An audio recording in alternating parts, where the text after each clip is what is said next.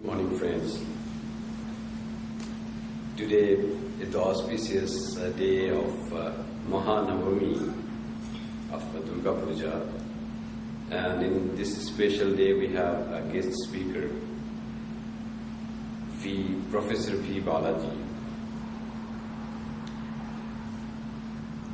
Professor Balaji is a professor of mathematics at the Chennai Mathematical Institute, a very prestigious scientific institute in India.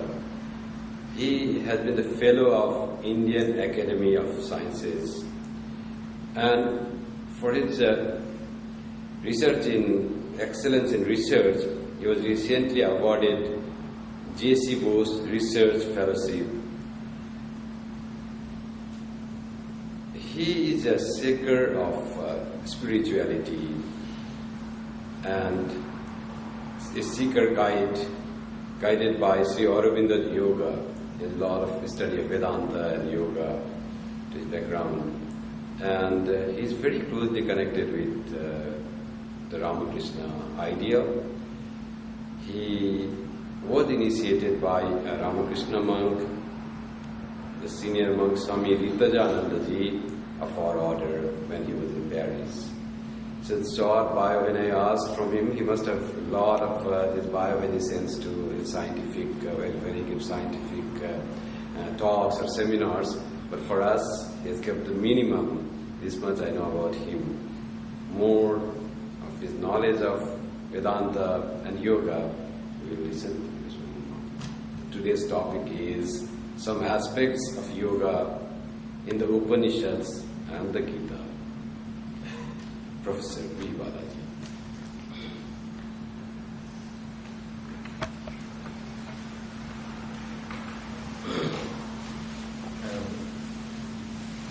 Let me begin by thanking Swamiji for his kind words.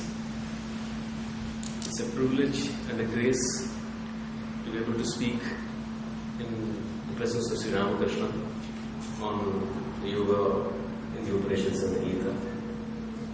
I came here a couple of years ago and spoke about sadhana and the Upanishads, and nothing much has changed as far as the Upanishads or the sadhana or the Gita is concerned in the last 2.5 years. So I just carry on from where I left 2.5 years ago. So today's talk will be like a small journey which I wish to undertake with humility and take my audience along with me to something like the source. The Upanishads for me is like the source for all knowledge. It's like the source of the river Ganga to the Gomukha. Go in the Veda stands always for light. So Gomukha is the mouth of light or the face of light, and we wish to go there with a lot of care and patience. Spend some time in a kind of contemplation at the Gomukha, and with a prayer and a surrender, ask a little bit of the waters of consciousness be released so that it flows down and enlightens us in our passage. Today being Durga Puja, I also thought it's in the south in Chennai, it's Saraswati Puja Day. So I wish to start this talk by a small hymn from the Rig Veda and Saraswati. I just thought of it when I'm sitting here. So this is a small chant, three rigs, and the Rishi is the son of Vishwamitra. His name is Madhuchanda. Pavakana Saraswati Vaje Darbhajini Pati Yajñam Vashtudhiya Vasu Chodayitri Sunradanam Chetanti Sumatinam Yajñam Dadhe Saraswati Maho Arna Saraswati Prachedayati Ketuna Dhiyo Vishwa Virajati.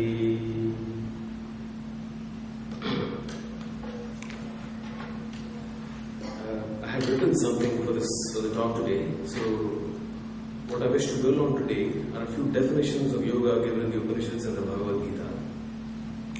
Since I wish to dwell on something coming from the Upanishads and the Bhagavad Gita, it is written in the Sanskrit language, and the whole process is something which I wish to stress on today. And what I spoke about a couple of years ago was something similar to this.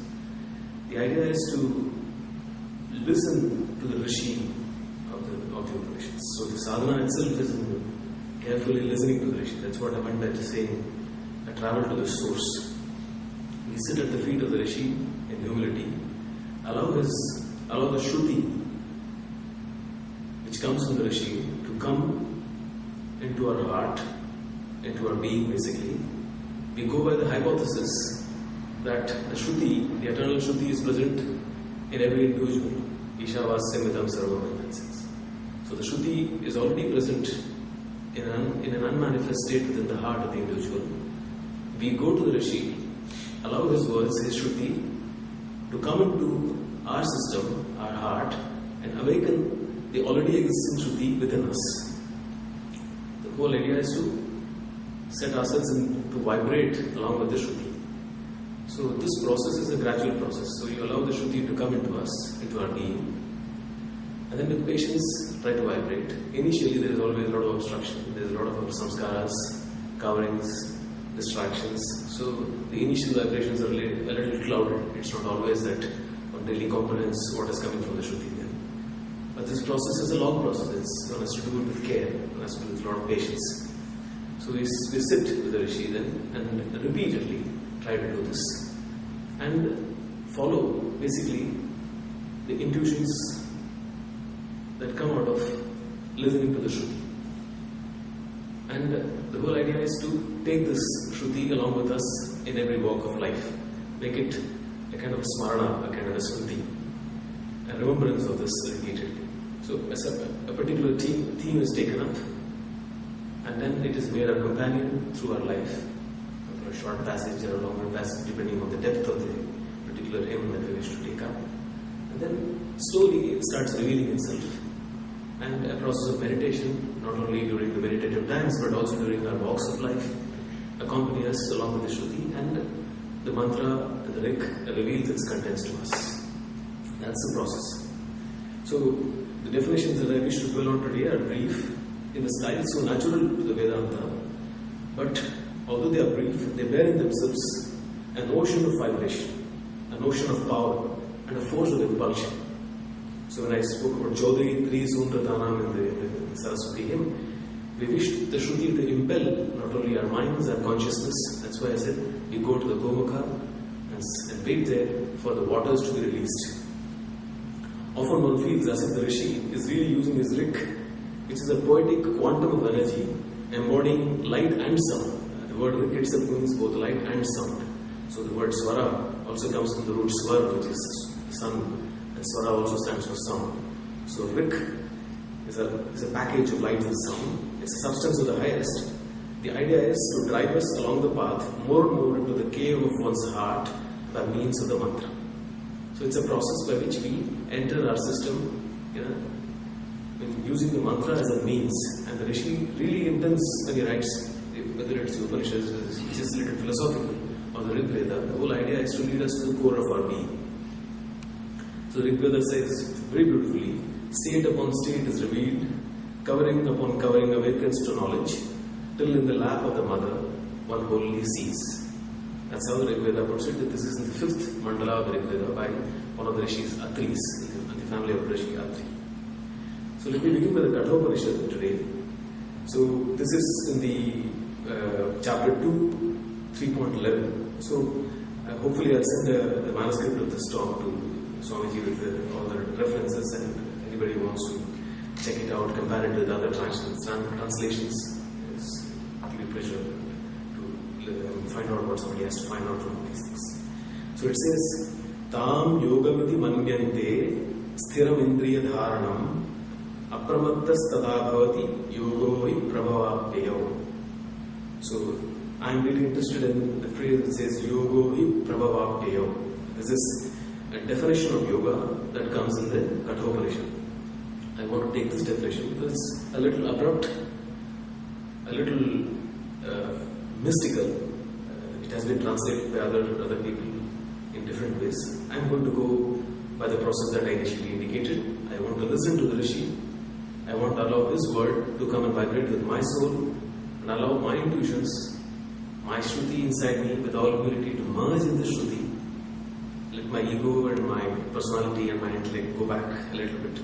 Allow the Shruti to vibrate and indicate what it means to us. So, Tam Yogamiti Manyante Sthiramendriya Dharana. A firm holding of the senses is yoga, they say. Who? The thinkers. A firm holding of the senses. Sthiramendriya Dharana. Apramattas tada bhavati. Pramattaha is somebody who is drawn out by all the excitement, all the activities, the churning of the mind. Pramatta. That's what the word says. If you go back to the dictionary and check this out. Apramattas tada bhavati. Then man becomes undistracted and gathered within. So he becomes that once you have a sthiram indriya dharana. So when you hold the senses like the chariot, controlling the reins of a chariot. Then it says, for verily yogo hi prabhavapyayo. For verily yoga is the outward expansion, prabhava, and apyaya, and drawing back within oneself. So it's yoga seems to be like something in between the process of a prabhava and an apyaya. It's like a nave of a wheel, which is like a point in space. I'm a mathematician, so I tend to talk in terms of language and mathematics. It's a point from where all the radii, they just go out like that. So that's a point where there is yoga. Yoga seems to be attaining of that point. I'd like to bring that out to the talk today. So it's like a movement out, and that you can think of the point as where everything converges as well. So it's both prabhava and apyaya. So yogoi prabhava apyaya. So it is important to see this in conjunction with the previous line of the Upanishads. The Upanishads, one has to read the Upanishads with care. One should never take out just a rig from the Upanishads and try to understand. It is always important to use the rig along with what comes from behind, just before the rig, before the hymn. It's a kind of a continuous thought. It's a single thread of a mighty thought. And it's at the same time a marvelous harmony of multiple strains. So it's not a single thread alone, but it's also a strain of lot of other, multiple strains like a harp basically. So the previous line says, when the five senses become stilled and settled, the mind and the buddhi stir not in their workings, they move not. That is the paramount state, paramam gatim, paramount state, say the thinkers. And these very thinkers then say, a firm holding of the senses is yoga, then man becomes undistracted and gathered within, for verily yoga is prabhavapyayo. So this has to be comprehended. So this word prabhavapyayo has to be taken, one has to understand. So the whole process is tracking, following the path, listening to the Shruti, tracking the word. By tracking the word, I meant take the word and find out what it means. Initially, one would have some sort of an understanding of the meaning. But the whole process is to take the word and check whether some other Upanishads have used the same word again. If two Upanishads have used the same word, it is like a language in mathematics or in science. Like Swami Vivekananda says, we should use all this like a science. So a word which occurs in one Upanishad and a word which occurs in the another Upanishads. It may on the face of it might seem that they are different contexts, but they are like scientific terms. If I were to talk about something like integration in mathematics, it cannot mean something in one book and something in another book.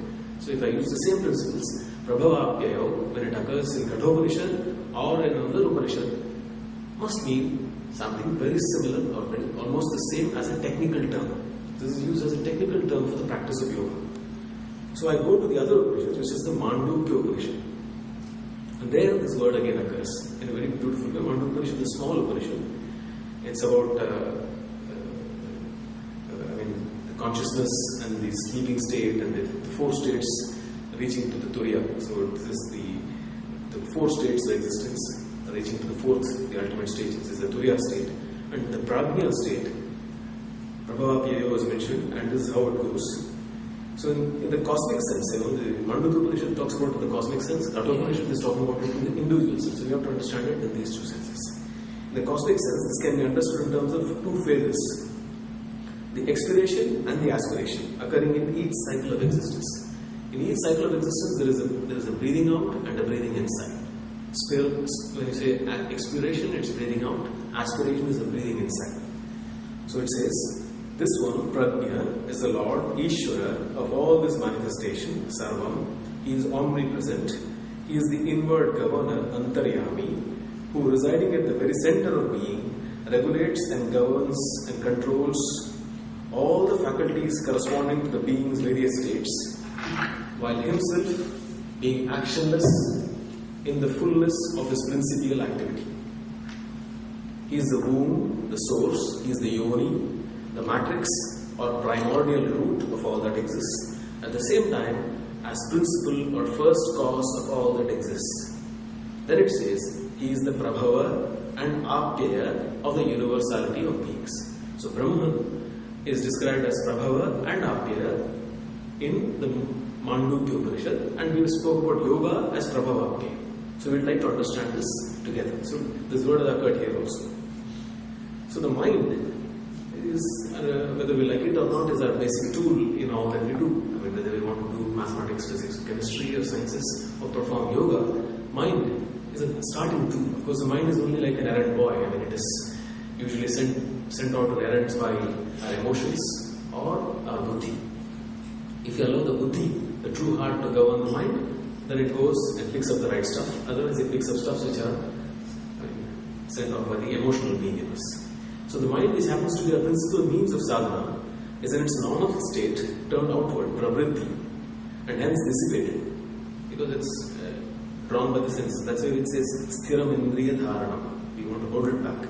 Confused and distracted, it is hardly in a position to hit the target. When I say hit the target, sadhana, which I mentioned 2 years ago, the word sadha, already sadhu, when we say, it means that you hit the target. It's a terminology in archery. So when somebody says sadhana, it is like attaining something which is a targeted goal. So when the mind is dissipated and confused, it's not in a position to hit the target. So the mind's natural impulse is to follow in the wake of the senses, and hence the first step in this process is sthiram indriya dharanam. The method is to reject thought suggestions, to cast them away from the mind whenever they come, and firmly hold to the peace of the being, which really and always exists behind the trouble and the riot of the mind. So, although the mind is constantly going out in its activity, there is a space behind the mind, which is a space untouched in some sense. One has to basically first believe in this space, and then one starts realizing actually that in fact it exists. When this secret peace is unveiled, a great calm settles in the being. So the calm, the peace that is, the space that is behind this riotous activity of the mind, if that is unveiled, a calm settles on me. So when this is done in whatever level of perfection, because it's not always that we start with this and we immediately attain to that peace or the space behind. So it's like a repeated activity, a repeated performance. So whenever this is done in whatever level of perfection, there follows a state of vigilance and alertness.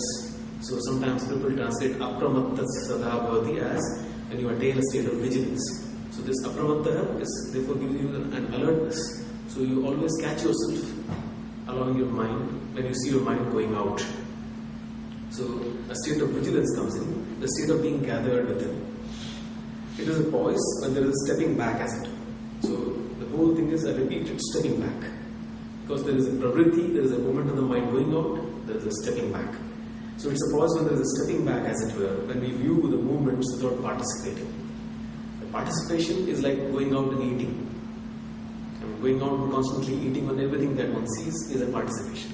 So the stepping back is allowing one to draw back a little bit. Not going out and drawn out all the time with the mind in its activities. Once this is done, the Rishi says, Yogo hi prabhavapyayo. So the Rishi says that there seems to be a cyclical rhythm in all that exists. So it's a rhythm which is what one is trying to follow, keep track of. Because this is a rhythm which is not something which cannot be experienced by everybody. It can be seen by everybody. The whole idea of the Upanishads of the Gita is that this is something which can be done by everybody, but in various intensities and various spheres of existence. So there is a cyclical rhythm in all that exists. The Rita, Sanskrit word Rita, the universal rhythm, the dynamics of creation, it manifests in everything that exists, and that every moment there is a srishti and a laya. There is a creation and there is a stoppage of creation. At every moment. So we'll see that now. There is srishti and laya at every instance in our thought, our breathing. Every outgoing breath comes to a point where it halts, and then there follows an incoming breath. So there is a cyclical rhythm there. You take a breath. If you follow your breath, you know that it comes to a point and then there is a backward movement. Every outgoing thought comes to a point where it halts and then follows an incoming of this thought. The halting point, this is what I want to stress here, the halting point can be seen as a pause where there is infinite potential energy. It's like if you go back to your early lessons of physics, that's a pause where there is infinite potential energy before the kinesis starts, before the movement starts again.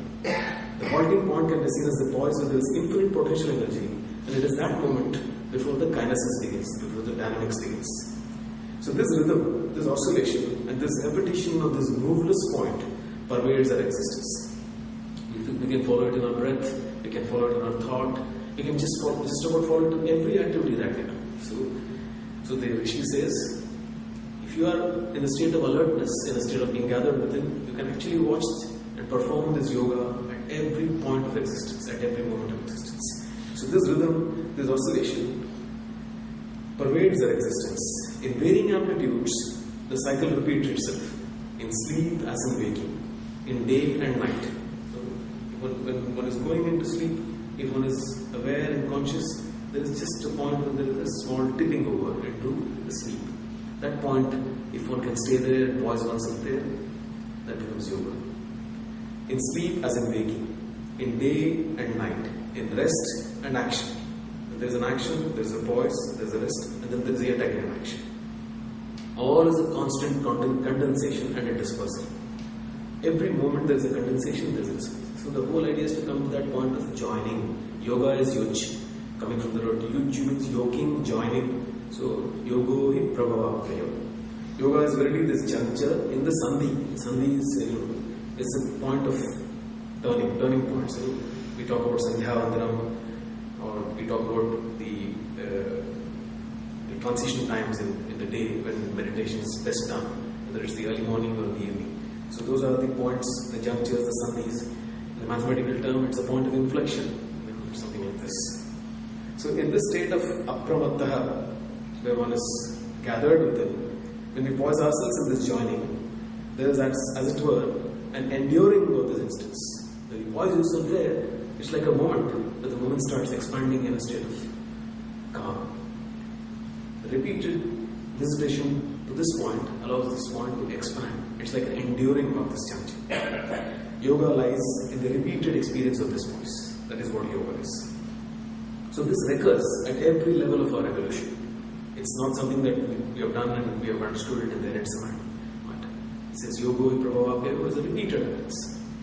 This recurs at every level of our evolution. Always there is a pointed concentration, a penetration of a plane of consciousness, then a pause, a gathering up of the previous levels, like a taking up into the previous levels. From everything that we have attained in the previous levels, we take it to the next level, gather it there, a condensation, and then a spreading forth of the gains for stabilization, and again a new ascent.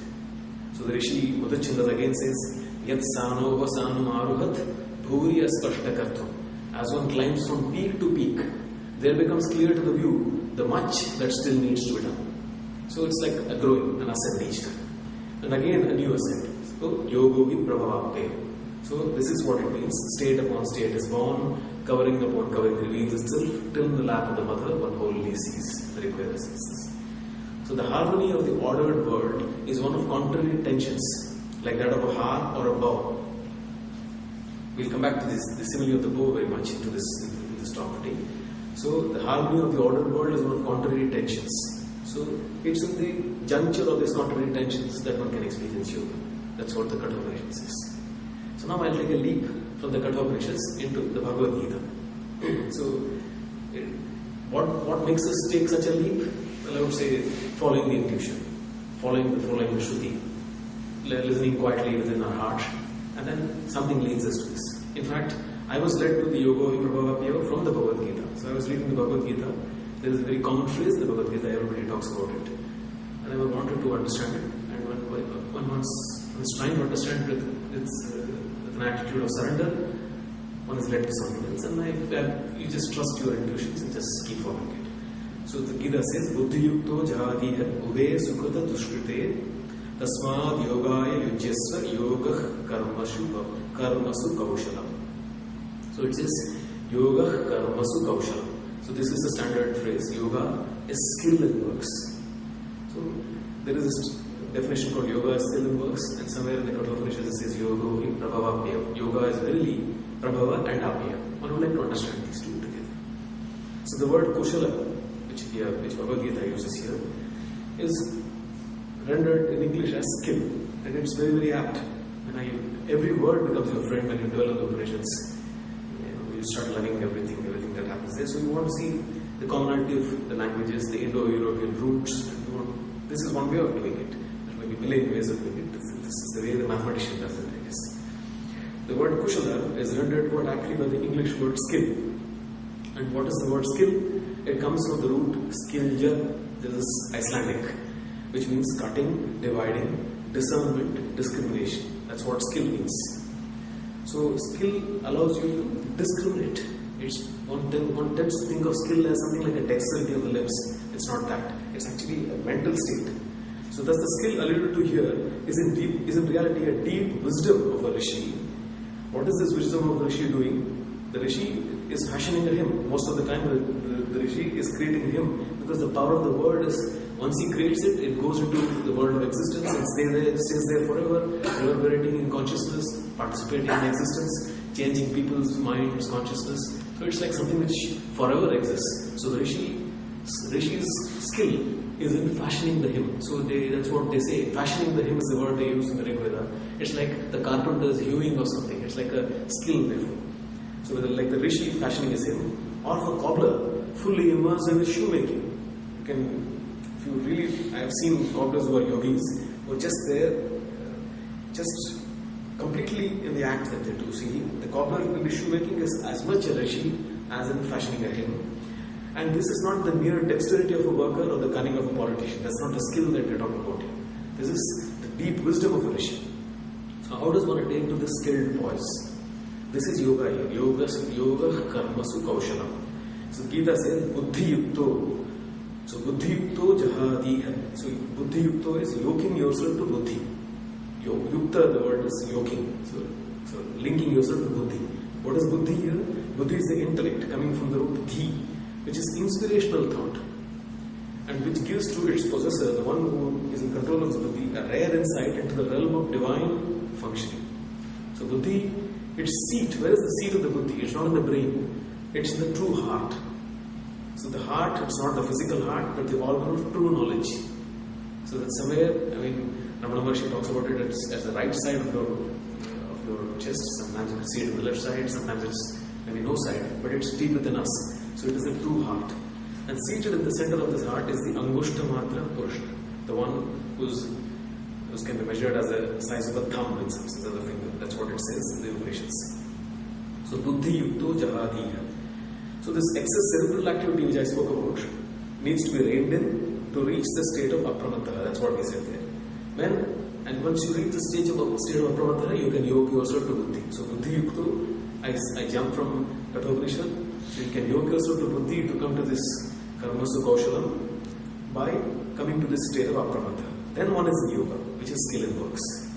So action performed by such a skilled worker, what is the quality of such an action? It's a specific kind of an action. All actions are performed by various people at various levels of consciousness. But by a skilled worker in the sense of Bhagavad Gita, actions performed by such a person fulfills the whole reason for the act. It's a kind of a totality. There is a participation in the act because that had to be done at that time, and there is something like a complete coincidence of the divine will and the individual will, everything like that. So it's kritsnam karma, in some sense, fullness of the action. So the skill in any performance is like a yoking, as steeds, horses together. Or in other words, it implies the marriage of the master and the means. So works done this way, done in this poise, in this yogic state, steered by the higher intellect, steered by the buddhi. What are these works? These are spontaneous works. This is spontaneous and there is no thought. Once you have done such an act from this poise, there is no thought, there is no question of asking, have I done correctly or incorrectly? Ubhe sukritam doshakriti. You don't ask, did I do it correctly, did I not do it correctly? Because it came spontaneously from within your core. It must have been the correct thing, because as I said, it is in accordance with the rhythm, it's in accordance with the divine will. So Sri Aurobindo here says, by yoga, the Gita intended a perfect adaptation of the soul and its instruments to the rhythm of the divine and universal spirit. Yoga is the passage of the human thinking animal towards the God consciousness from which he has descended. In that ascent, we find many levels and stages, plateau after plateau of the hill whose summit touches the truth of things. But at every stage, the saying of the Gita applies in ever higher degree. So it's at one stage, at the stage of the beginner, of this beginning part of the seeking, the karma kaushala means something. We come to another stage, one has grown, one has evolved into some other state. The whole world, the whole meaning of karma kaushala again comes back again with a much higher meaning, deeper meaning. It keeps coming back repeated again and again. So it's a non-stop performance, never ending. While the outward action may be the same, the difference lies in the poise and the state from which the action is being carried out. A difference is in the power and the faculty, a difference in the will and the temperament. All these things have changed. So this is the process of evolution. So to illustrate this poise in action, and I'm talking about this poise. There is this poise as I said in the Sandhi. The poise is in the place between Prabhava and Apyaya. Again, there is a poise in skill in works. There is a poise when you say Buddhi Yukto. So it is this poise that we have to keep in our mind. What is this poise? The poise from where this true action is being done. So again, I make a leap and I go to the Rishi of the Mundaka Upanishad. Okay. In the first two phrases of the Mundaka Upanishad, I am going to the chapter 2, the section 2 of that. So in the first two phrases, Brahman is described as the unity of contraries. He is described as the summum bonum, the truth immortal. He is also described as something smaller than the atom, Anoraniya. So it is described as something smaller than the atom. It is described as the summum bonum, as the highest. It is also described as something that is set in all that exists. Then suddenly, it says, that Satyam, that Amritam, this juice of immortality, that the Brahma is being described like this, that is what should be penetrated. Penetrated, O fair one. Tat Vedhavyam Saumya Vidhi. O fair one, Saumya, penetrate that Brahman. So suddenly there is a concept of penetrating this something that's being said here. How does one penetrate it? Taking as bow the mighty weapon of the Upanishads, lay thereunto an arrow sharpened by devotions, draw with a consciousness of the same nature as that, tad bhava gatena chetasa, the mark, lakshyam, is that imperishable, penetrated with thee, O Surya. So taking as bow the mighty weapon of the Upanishads, lay thereunto an arrow sharpened by devotions, draw with a consciousness of the same nature as that, the mark is that imperishable, penetrated, O Surya. This is what the Upanishad says. And then it says, what is this bow? The pranavaha, Om, is the bow, the self, the arrow. Brahman, the mark, they say. It is penetrable by the undistracted one, apramattena. So once again, the word apramatta comes again here. So it's like, it never leaves you. You just keep going back to it again and again, it repeats itself. The pranavaha, Om, is the bow, the self, the arrow, Brahman, the mark, they say. It is penetrable by the undistracted one, apramattena. Do thou become of one substance therewith, tanmayo bhavet, like the arrow. So once the arrow is shot, it just goes and becomes one with the target that it has entered. So the whole point is, just imagine that we are having a bow in the hand, we are pulling back the string and coming to the point where there is a stoppage. Yogo hi prabhavapyayo. So at that point of juncture, it is an activity of drawing the string has come to the point and there is a stoppage there. There is deep meditation. It is in that poise where all the skill lies. There is a spontaneity of release. And from that spontaneity of release, the arrow goes and enters the target, which is Brahman. That's what the Mundaka Upanishad comes and says. So, it is fascinating. It is not simply a parallel, like an intellectual parallel. It is actually a genuine action. So you can see that the bow is really a poise. A tremendous amount of skill is required. This is the skill where there is participation of deep wisdom, spontaneity, kind of a causeless activity. So in this context, I want to quote a text on archery written by an American following a text of a Japanese archer. It's available online. It's a magnificent book. So I quote this from a text on archery. What does it say? The consummation of shooting is in the release. That's the highest point. The stance, the preparation, the posture, raising the bow, drawing and holding, all these are but preparatory activities.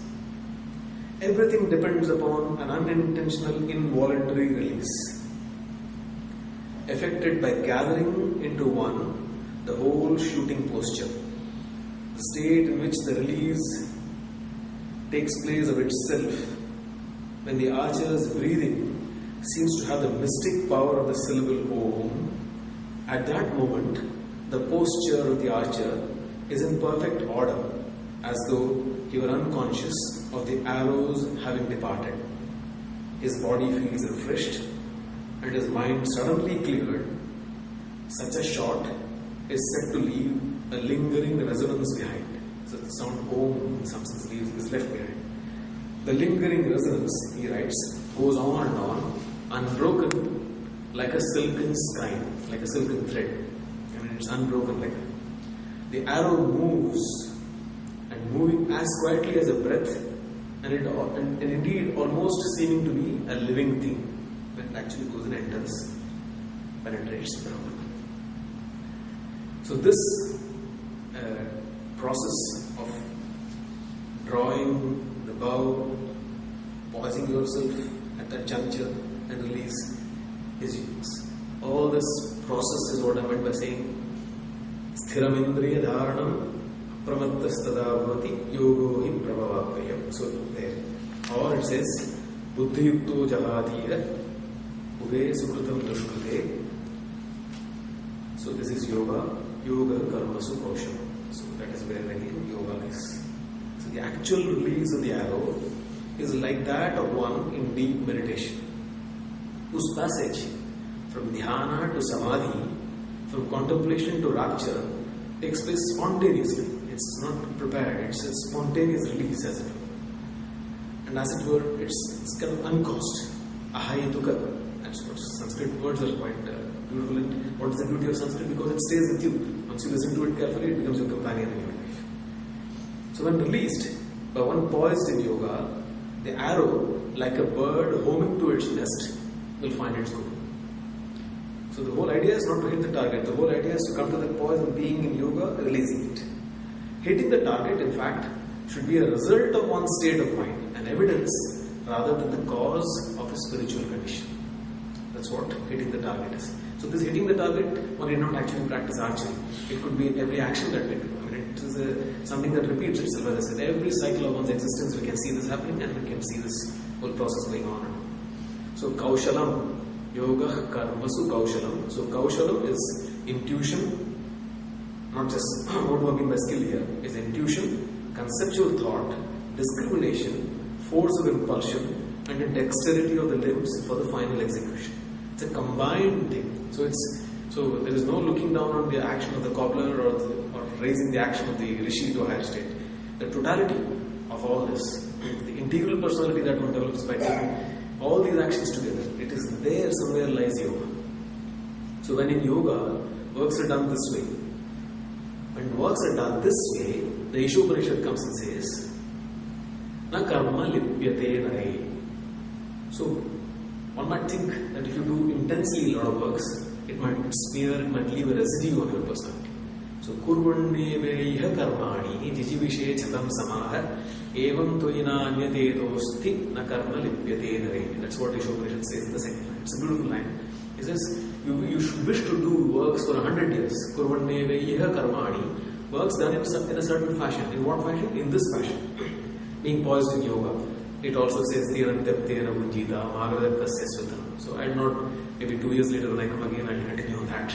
But today I just want to say Karmasu Kaushalam. In that phrase, poise, works done this way, they don't leave any residue on the individual. Na karma lipyate nare. This is the secret of karma yoga. So the whole point is to be able to poise oneself in this juncture, in this joining, to plunge as it were into the core of one's being, to try to hit the target of Brahman seated deep within there, and try to draw out Brahman from within there with a lot of patience. So this is the whole process. So I have jumped from various things, poising oneself in yoga, attaining to Brahman inside one's core of one's being, but they are really not disconnected. It keeps happening all the time. So it's like the partition that we do in mind as if there are different chapters, it's not necessarily the same. Closely compartmentalized chapter, rooms like that, there's a lot of merging from one state to another, going from one thing to another. So just as it came to me, much the same way I've written it here. So at this point I want to quote from Ramana Maharshi, the person who has actually lived in Brahman. So it's a beautiful mantra of Ramana Maharshi. So since we are coming to a close, I want to just tell the circumstance under which this particular mantra was written. It is a very interesting story, or actually a real occurrence. Ramana Maharshi is the Muni, seated actually always in complete union with Brahman, and doesn't talk most of the time. His disciples will be sitting next to him. Some of them are Pandits in Sanskrit. So they could be mathematicians, they could be Sanskrit Pandits. Mind is churning all the time, thinking about it, but also coming with a lot of inspired writings. So one of the disciples was sitting next to Ramana Maharshi, and in his mind a line came and said, Hridaya Kuhara Madhye, because cave of the heart, as I spoke about, within the center of one's being. So this person who was a Sanskrit scholar, it just came to his mind, Hridaya Kuhara Madhye, and he wrote down, and he wanted to continue, he wanted to say lots of things. It just wouldn't come, he kept thinking about it. And then his mind was working, so just couldn't do anything further. The lunch bell rang. So he took this slip of paper. Ramana Maharshi used to be seated on the small table in front of him. There's a small pillow. So what he did was he slipped this piece of paper with Hridaya Kuhara Madhye written under Ramana Maharshi's pillow on which he was kneeling, and left. He went for lunch. And when he came back from lunch, Ramana Maharshi had actually taken that slip of paper and had completed it. Ramana Maharshi had left home at the age of 17. He was not a Sanskrit Pandit, but he was inspired because he was in union with that. So Sanskrit is also part of the same Shruti, the same Brahman which comes from the core of one's heart. So he had continued and he had filled it with something which is beautiful. It says, Hridaya Kuhara Madhye Kevalam Brahma Matram. So only Brahman is there. Kevalam Brahma Matram. Matram is a measure of Brahman, but that's why it's Angushta Matra Purusha. There's no measure of that, but in the cave of one's heart, it's like an infinite Dhara. It's like an infinite Akasha inside the heart. So Brahman can be seated within the heart of one's being also. Although it looks like a finite state, it's really something which is infinite. Hridaya Kuhara Madhye Kevalam Brahma Matram Hyaham Aham iti Sakshat Atma Rupena Bhati. Like an I consciousness, that's what Ramana Maharshi says. It's not the I, they're not the ego consciousness, but the I as it says. Hyaham Aham iti Sakshat. So it's a Sakshatkaram. Atma Rupena Bhati. So it shines in the form of Atma. Hyaham Aham iti Sakshat Atma Rupena Bhati. Hyadi Visha Manasa Swam Jilvata Majhatava Pavana Chalanarod Atmanashto Bhavatvam.